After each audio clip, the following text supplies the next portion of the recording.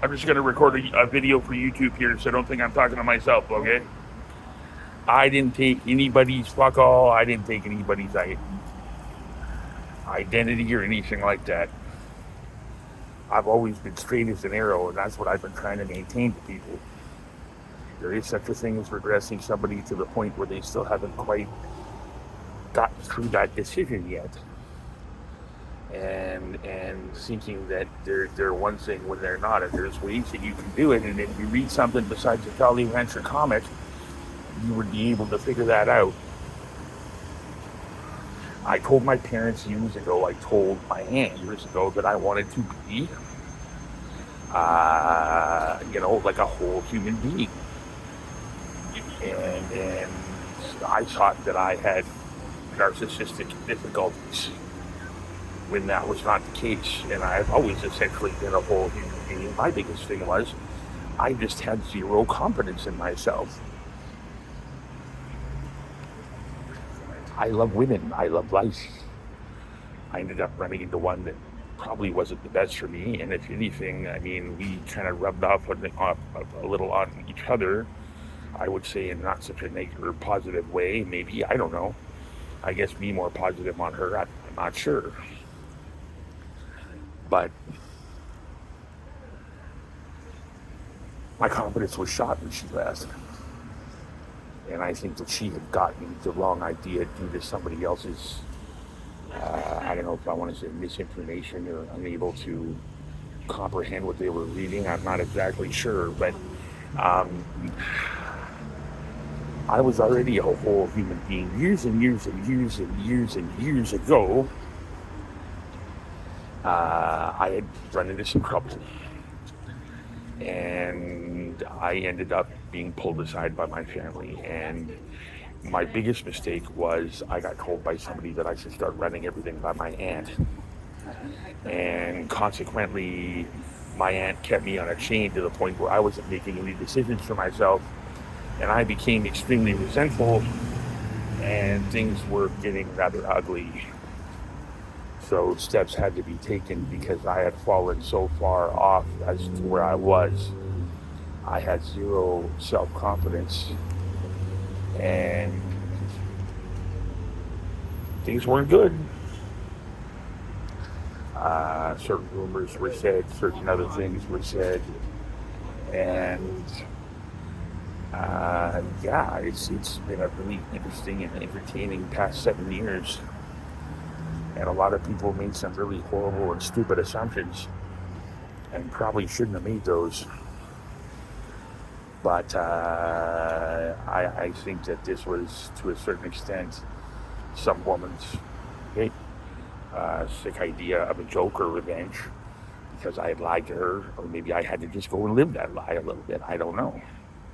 Which is to say, I already had a fair amount of, I don't know if I want to call it big ball syndrome, but I was able to amply handle myself even before all this started because I had spent 20 years as a security guard.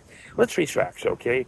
When you're bouncing in a bar, when you get put in a bunch of dangerous places, Hastings, bodyguarding, stuff like that, eh,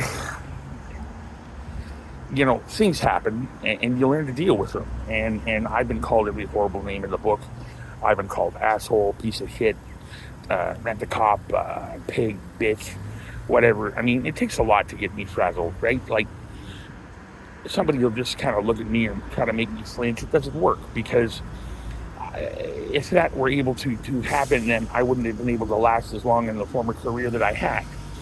So, I guess what I'm trying to say is, you build up a tolerance for that kind of stuff, and pretty soon you're not afraid. And if anything, I owe some people a debt of gratitude because literally I've lost fear to a lot of things that I was formerly afraid of.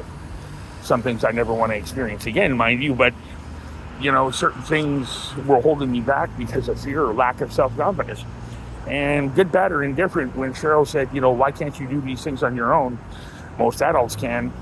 In hindsight, I wanted to tell her that, I was able to do a lot of these things on my own, but that, had been taken away from me by certain people in my social circle that literally think I couldn't handle a dirty puddle of water. And I think to a certain point she thought it was funny. And seeing things from her viewpoint as a guy that was trying to date and steal a woman, not steal a woman, but thought he had ample opportunity to put a woman in his life that had formerly been married, had a house, 3 kids, was established and everything else, with a lot of things that he couldn't deliver on, let's just put it that way at the time. My biggest regret is she didn't get to see the real me and who I was as an actual individual, but somebody that had been traumatized and was literally looking for permission to unzip and take a piss. So, I guess what I'm trying to say is not in so many words. I am sorry to her. Like I said, I think that she and I kind of rubbed off on each other in a good or bad way, I don't know. But I owe her a debt of gratitude because now I have a huge pile of self-confidence. And I have my balls back, which is good. And through all this, I'm actually able to make my own decisions again, which is also good. Because quite frankly, running my decisions through somebody that clearly can't make her own decisions, which would be my aunt, and literally sits around the house saying that I'm spoiled while she has a truck probably paid for by her father, a house paid for by her father, spending her father's money after he is now gone.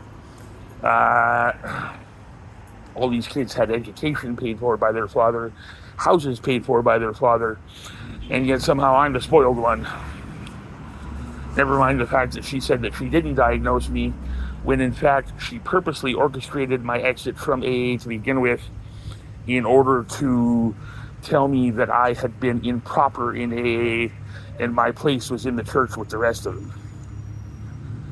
Meanwhile, we'll just leave that alone for now. But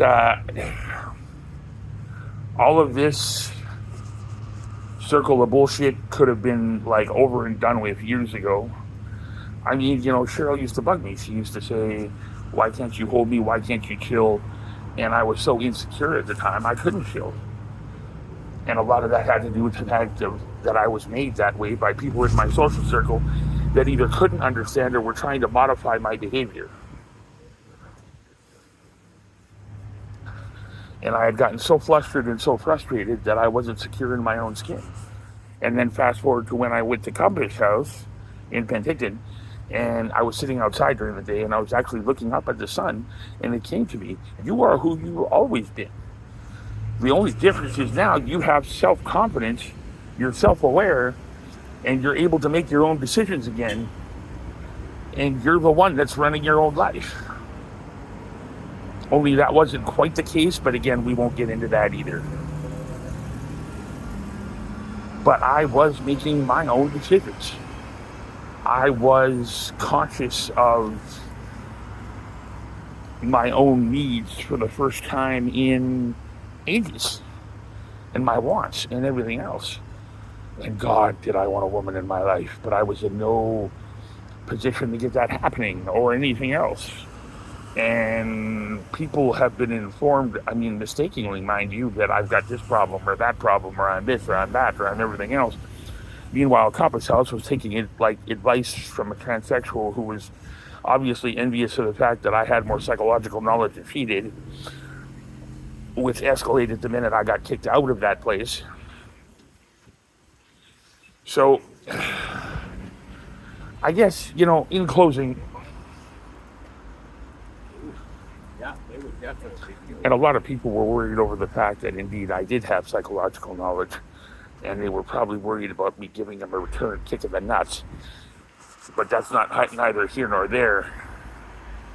That's more along the lines of this also furthered my cognitive development, which was sorely lacking due to the lack of formal education that I had before I even entered college, which is why a lot of people were hesitant. Never mind the fact that I ended up passing college with flying colors.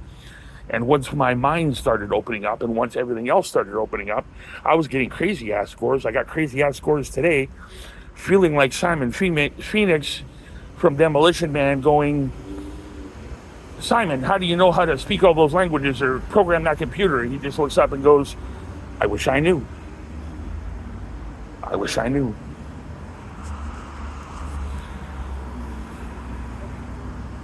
But in any event, I'm going to go see what interesting cuisine is going to tickle the pickle this evening. And to my family, I say this. New page, blank slate. Enough fingers have been pointed. That goes for everybody. New page, blank slate, except for Auntie Marlene for the time being, by the way. So new page, blank slate. Well, I suppose we'll have to see. Well, no, yeah, that goes for Auntie Marlene. Ring of Trevor, Dad, Diane, Jordan, that goes for you folks. I don't believe you're bad people at all, and don't think for one second that on some psychological, deep-seated level that I hold resentment towards you because Mom would say that the Wirtzes are evil or this or that or anything else. She never had that much control over me to begin with. And that's being as straight as I possibly can be. God, I like that word. What I'm saying is, I believe fresh page, fresh start. No past resentments. Let's talk.